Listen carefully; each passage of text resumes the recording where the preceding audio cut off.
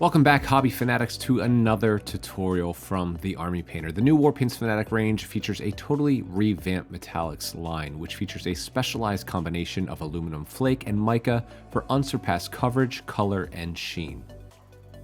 Today we're going to show you how to use them to paint up three of the most common metallic tones in all of miniature wargaming: silver, gold, and bronze.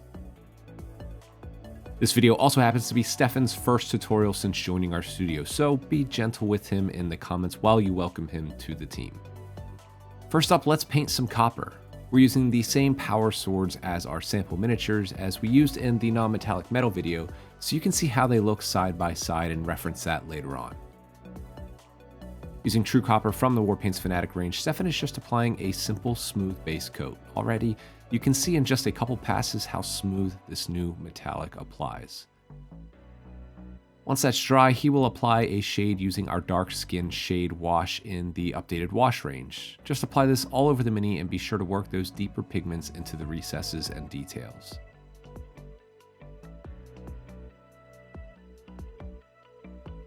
That wash will darken the model down a bit, so you'll want to grab some of your original true copper and apply this over the raised areas, leaving the wash in the recesses, and this will help to brighten it up a bit. Using weapon bronze, we'll apply gentle highlights over the most raised areas. Careful here not to paint any of this into the recesses of your miniature. This color is the natural progression for a copper tone highlight. And of course, we're just painting a sword here, but you can apply these same basic principles to any shape that you want to paint metallic in the future. We'll round this off with a color I presume that will become very popular. This is mithril silver. This metallic is a touch thicker as it is a touch more body to it, which makes it ideal for applying those final details and edge highlights, and also mixing into other metallics of any hue, as you see Steffen doing right here. And there you have it. That's the finished product in 5 easy steps. Pretty darn good if you ask me. Now let's jump to painting silver. For this, we'll apply a base coat of cobalt metal. This gray metallic has a touch of blue to it, making for a very nice baseline for any silvers or gray metallics. Again, this goes on smooth and easy in just one coat, as you can see here.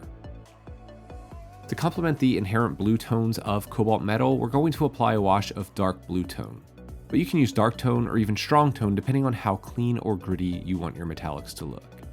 Once that's dry, we'll reapply our base tone. Then we'll move to our first gentle highlight of gunmetal in a similar fashion as we showcased on the copper sword. And just like the copper sword, we'll finish it off with a refined highlight of mithril silver.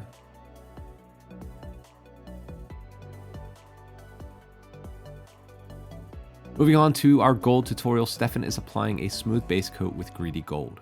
Traditionally, gold is a difficult color to paint, but the new Fanatic Al-crylic blend of aluminum and mica really elevates the performance of these paints. You can see here just how well this is covering over a black base coat.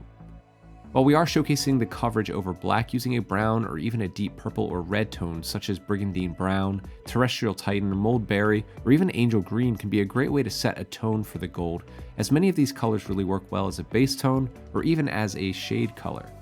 But we'll go more traditional route with the black base and strong skin shade wash. This wash has inherent red and brown tones in it, which really complement gold nicely. And as we did before, we'll reestablish that base tone with a bit more of our base color of greedy gold, and apply a simple blend with bright gold. We'll mix in some of that mithril to the bright gold for a very nice gold edge highlight. And that's that, true metallic gold in 5 steps.